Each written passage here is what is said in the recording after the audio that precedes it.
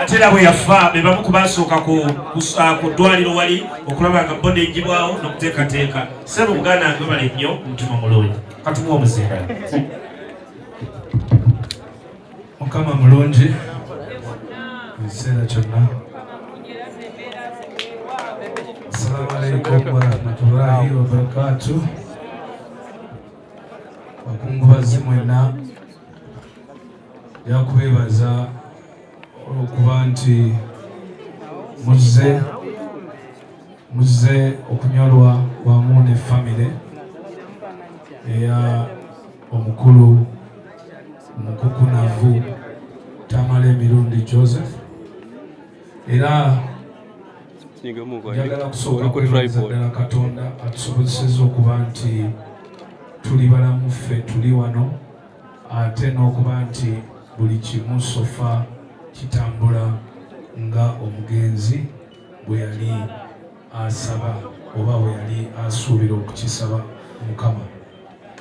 Zamanya bampita Musa Sali, omugenzi abadde ttaano wange, si muganda wange just ate si mukwano gwange, naye ekigambo ttaano kitegeeza bwe mukkiriziganya okweyagala n'okwefaako paka lwe mulyawukana mu ngeri ng'eyo.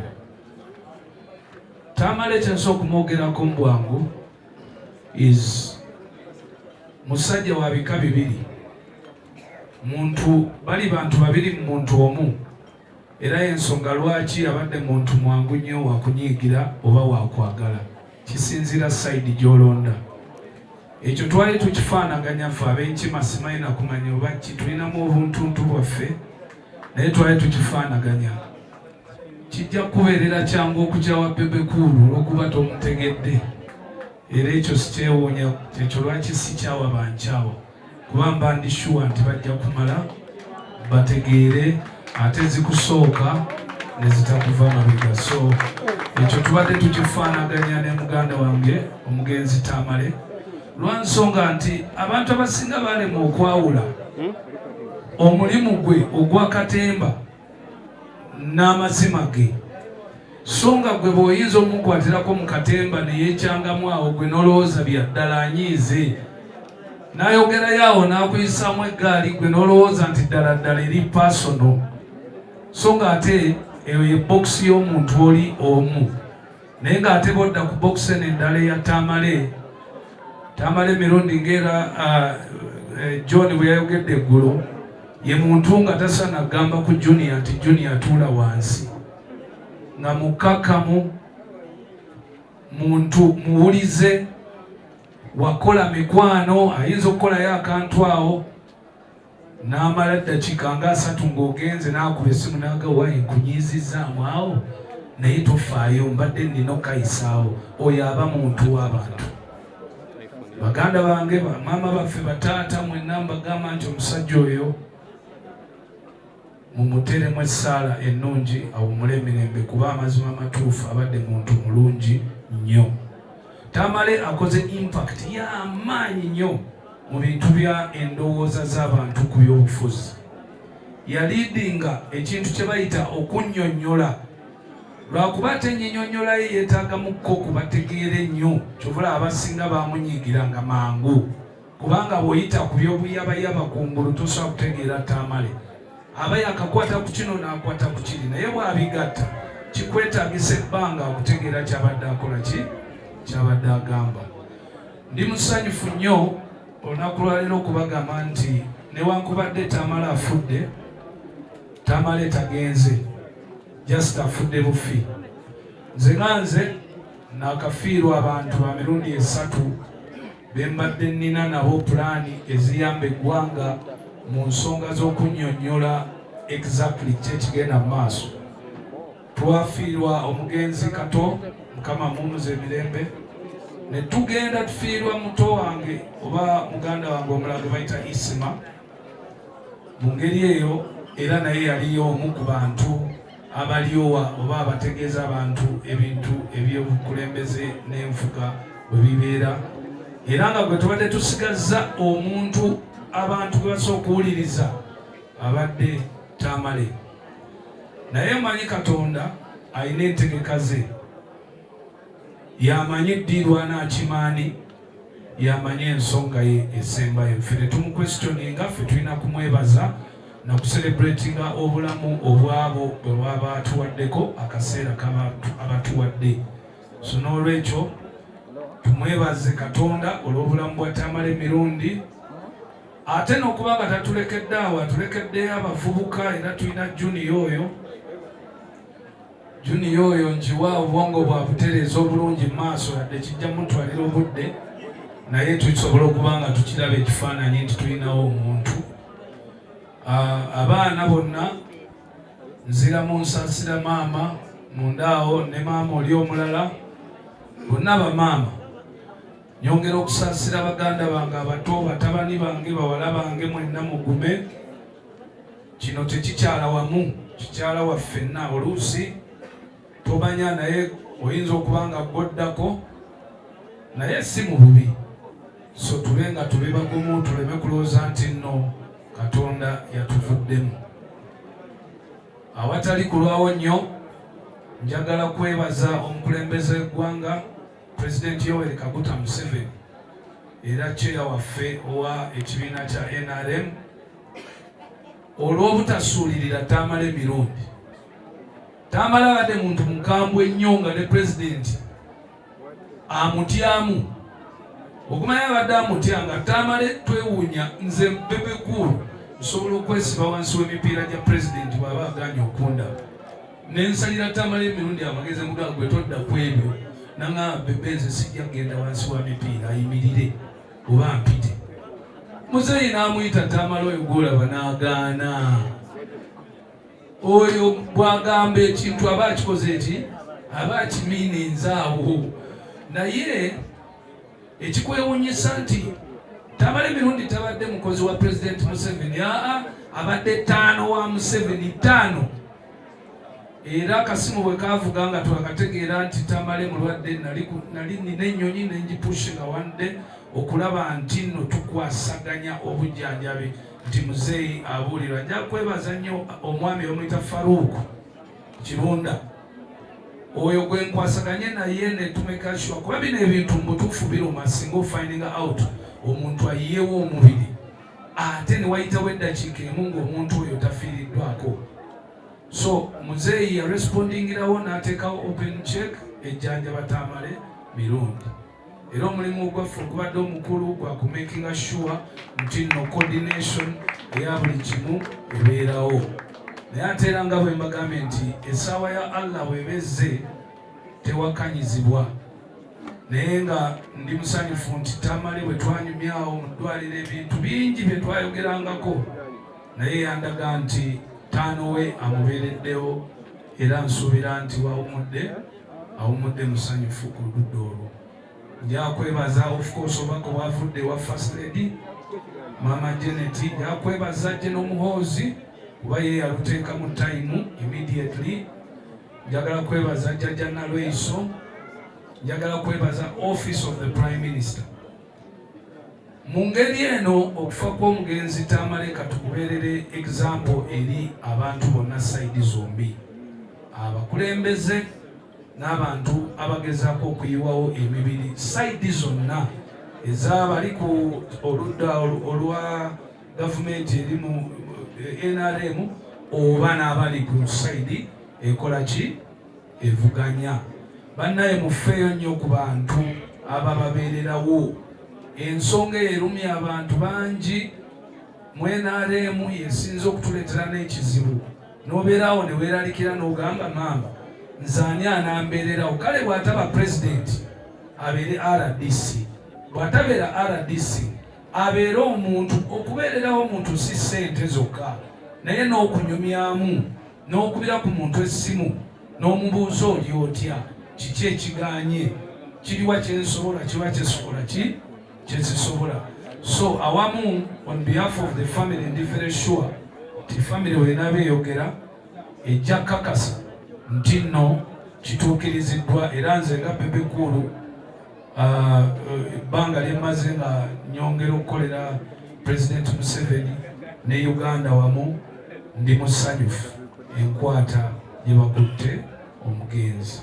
Olugendo lwakatandika leero lugende e Masaka, enkya luggwe ku Sande nga tumutaddeyo, naye nsuubira nti Abannayuganda bonna tujja balaga nti ensonga eyo ey'okukola n'omukulembeze w'eggwanga bw'ogikwata obulungi ffenna tujja kuba tufunamu ng'Abannayuganda. So n'olwekyo njagala mmalirize nga ngamba nti tweyongere okukuuma emirembe.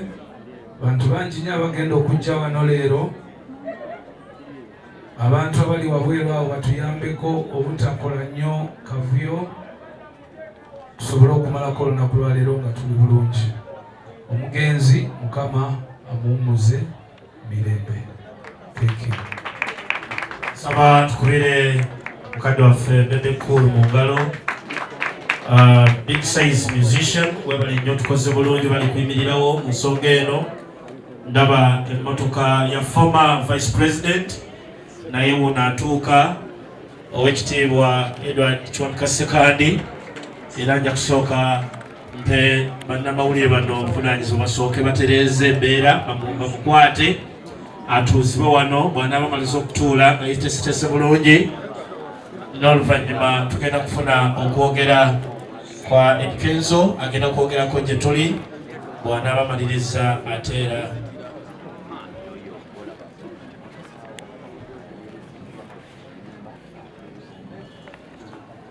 Kale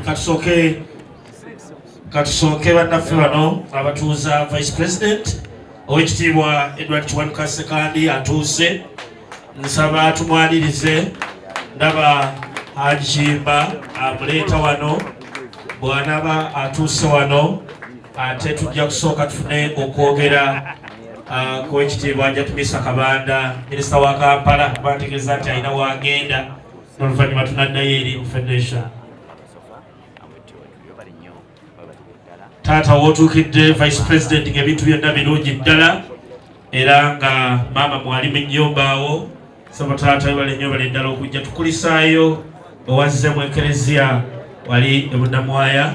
Webale nnyo, webalire ddala, watukoze bulungi. Ate ne wana waka nojja, kale otukoze bulungi nnyo ddala.